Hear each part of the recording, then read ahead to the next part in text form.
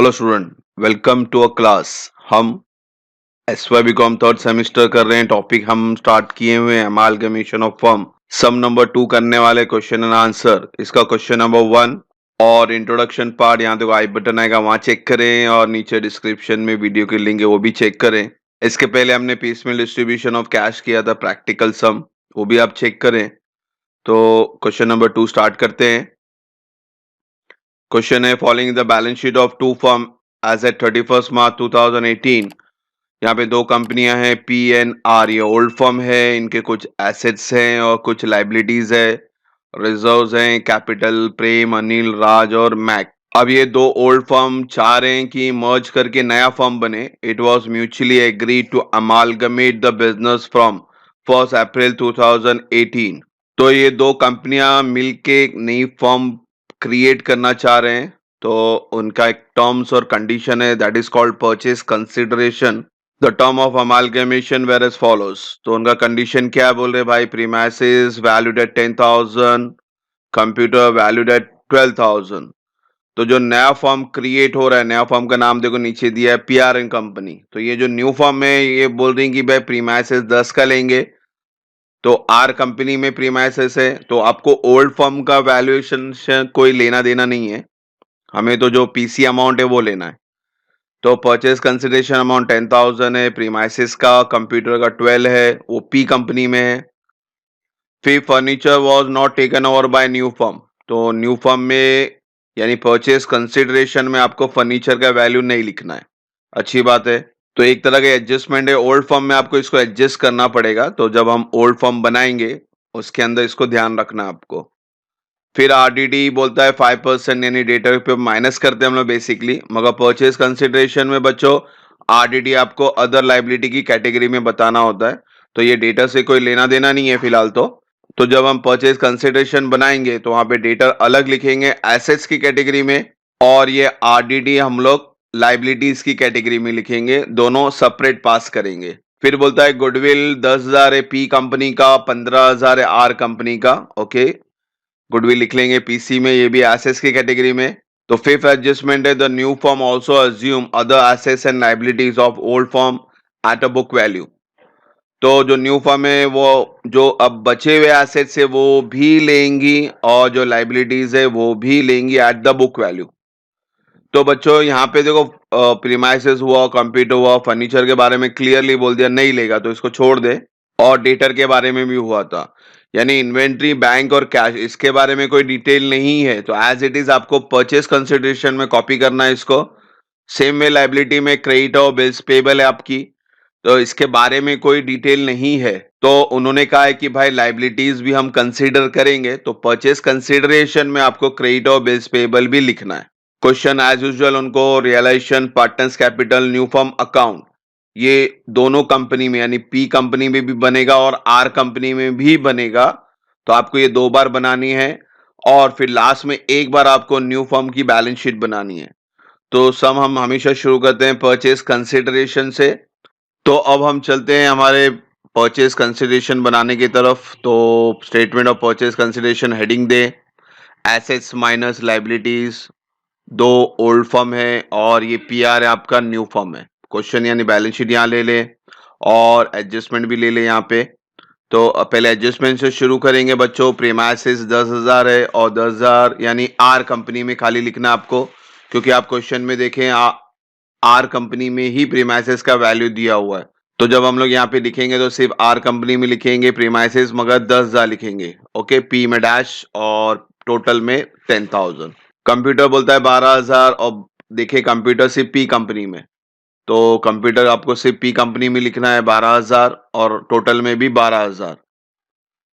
फिर फर्नीचर नहीं ले रहा है, छोड़ देना पड़ेगा आपको, हाथ नहीं लगाए इसको। फिर डेटर के ऊपर RDD है, तो RDD तो आपको लाइबिलिटी के हेडिंग में लिखने बोला था मैंने। तो डेटर जो यहाँ पे दिया हुआ है एज इट इज 6,000 14,000, इसको एज इट इज यहाँ कॉपी कर ले and total comes to 20,000। The next adjustment says that goodwill is 10,000 for P company and 15,000 for R company. तो goodwill तो हम डायरेक्ट कॉपी कर सकते हैं and the total comes to 25,000। फिर इसके बाद उन्होंने एसेट्स और लाइबिलिटी के बारे में बोला था कि भाई जो बच गया उसको एज इट इज कॉपी करो। तो आप यहाँ देखें इन्वेंट्री बाकी है, बैंक बाकी है और कैश बाकी है। फर्नीचर लेने नहीं बोला है इसलिए फर्नीचर को नहीं लेंगे, सिर्फ इन्वेंट्री, बैंक और कैश। और कीमत जो क्वेश्चन में दी वो एज इट इज कॉपी करेंगे यहाँ पे।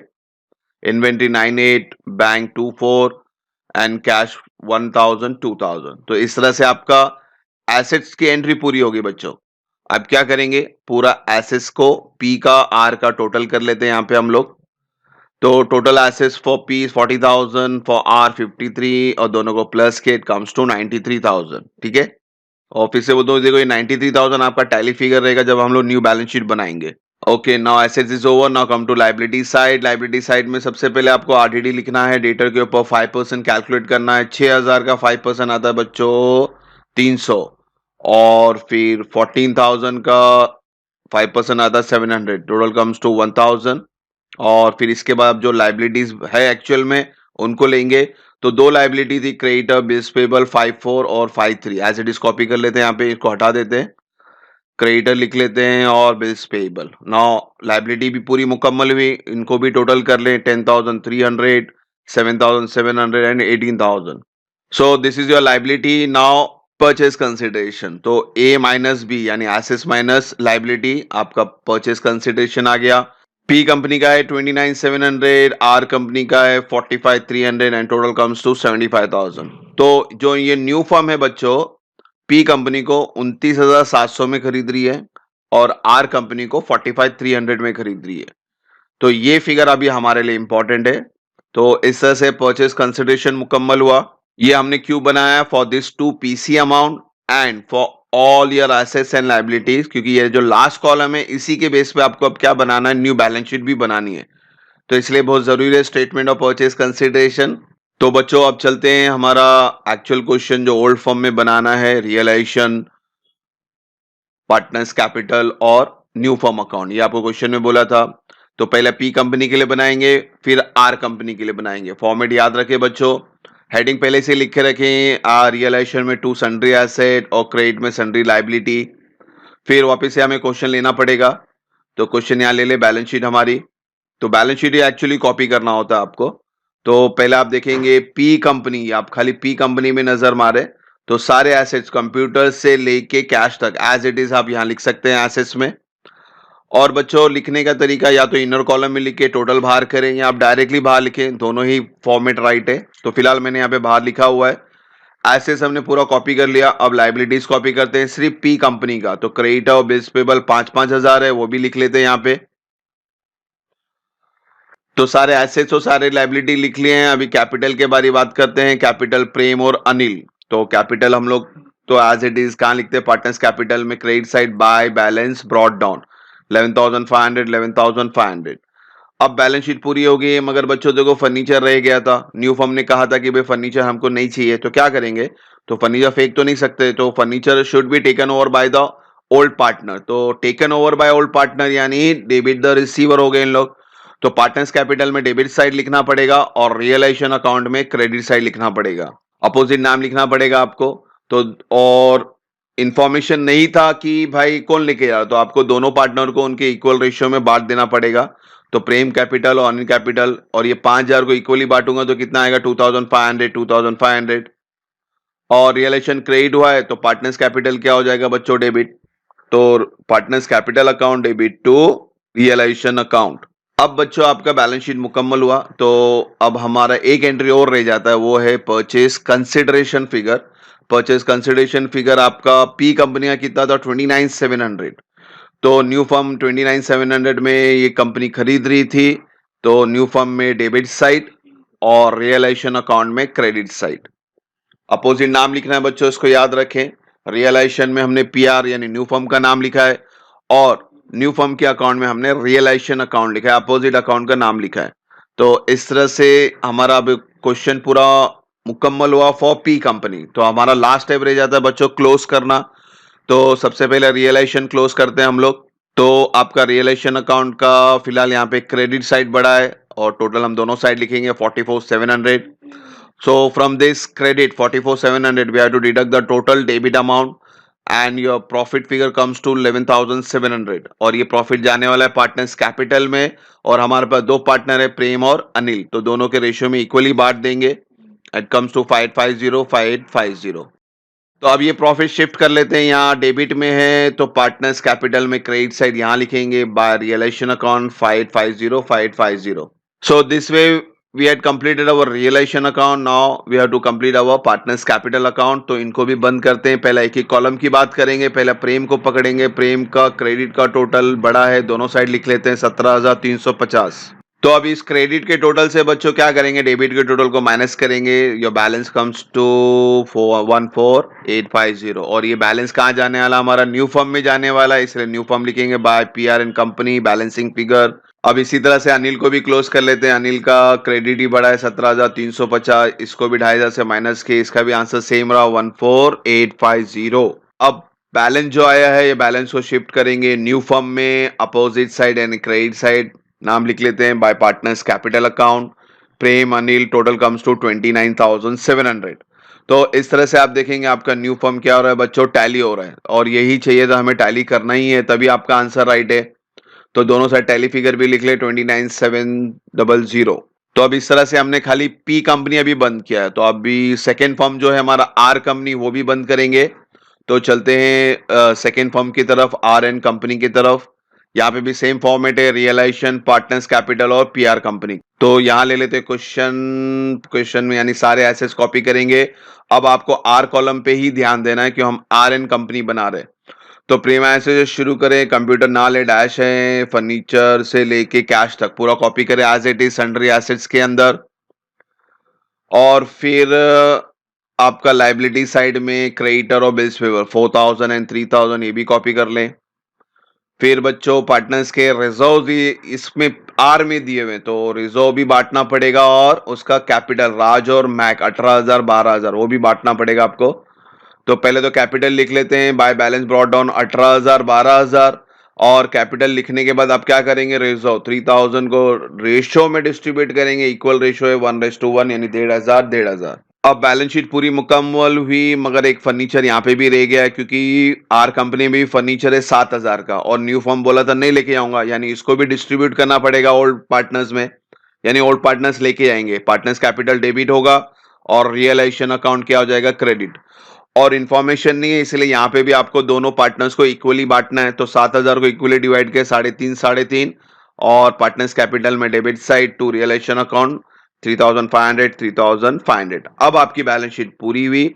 एक एंट्री और रहती है, कौन सी एंट्री रहती है बच्चों, परचेस कंसिडरेशन अमाउंट। कितना बताया था मैंने, आर कंपनी का परचेस कंसिडरेशन अमाउंट आया था 45,300। तो अब इसकी भी एंट्री पास कर लेते हैं न्यू फर्म में डेबिट साइड और रियलाइजेशन अकाउंट में क्रेडिट साइड 45,300। अब पीसीबी आ गया है तो लास्ट एंड फाइनल हमारा है, क्लोज करें, रियलाइजेशन बंद करें, क्रेडिट साइड बढ़ा यहाँ पे भी 59,300। इसको डेबिट से माइनस किया, मेरा प्रॉफिट फिगर आ गया 19,700। इसको इक्वली डिस्ट्रीब्यूट किया मैंने पार्टनर्स में 9,650। प्रॉफिट फिगर पार्टनर्स का है तो पार्टनर्स कैपिटल में अपोजिट साइड यानी क्रेडिट साइड चले जाएगा by realisation account. Now we have to close partners capital. पहले राज की बात करते हैं, राज का क्रेडिट साइड ही बड़ा है तो दोनों साइड लिखते हैं 29,150। इसको 3,500 से माइनस करें तो हमारा बैलेंस आता है 25,650 फॉर राज। इसी तरह से मैक के लिए बात करते हैं, 12 + 1.5 + 9 टोटल कम्स टू 23,150। अब इस 23,150 से ये 3,500 को क्या कर देते हैं, माइनस करते हैं, तो आपका बैलेंस आता है 19,650।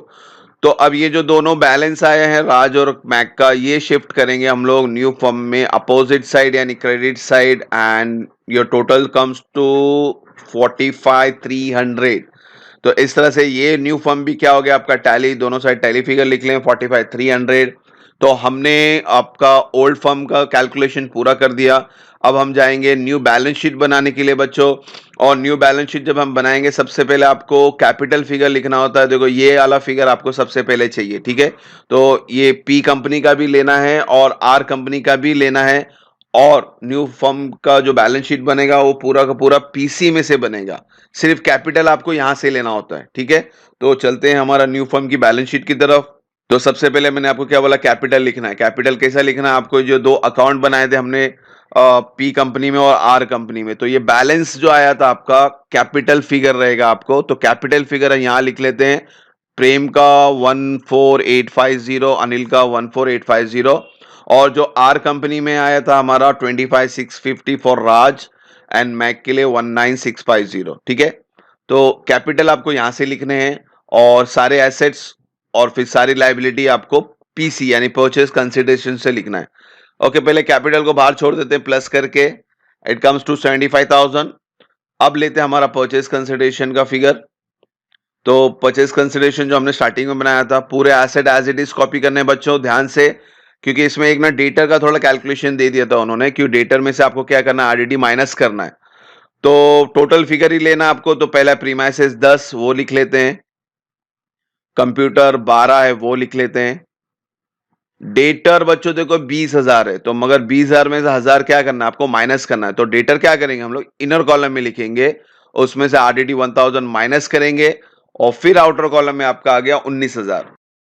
फिर उसके बाद तो गुडविल, इन्वेंट्री, बैंक बैलेंस, इसके बारे में कोई इंफॉर्मेशन नहीं, तो एज इट इज कॉपी कर लेते हैं, 25 17 6 3। तो पूरा ये ऐसे सब मुकम्मल हुआ आपका। Now come to liability side. Liability side में आरडीडी तो हमने हटा दी, माइनस कर दी, तो बचा क्या, क्रेडिटर और बिल्स पेबल 9 एंड 8। तो क्रेडिटर बिल्स पेबल लाइबिलिटी में लिख लेते हैं 9 और 8। और इस तरह से आपका बैलेंस शीट पूरा कंप्लीट हुआ। आपका टैली फिगर क्या होगा बच्चों, स्टार्टिंग में बोला था मैंने, your tally figure comes to 93,000, तो टैली फिगर भी लिख लेते हैं 93,000 दोनों साइड। तो इस तरह से हमारा क्वेश्चन नंबर 2 भी मुकम्मल हुआ। इंशाल्लाह नेक्स्ट क्वेश्चन जल्दी बनाएंगे। होप सो यहां तक कोई डाउट ना हो। Thank you for watching the video. God bless you.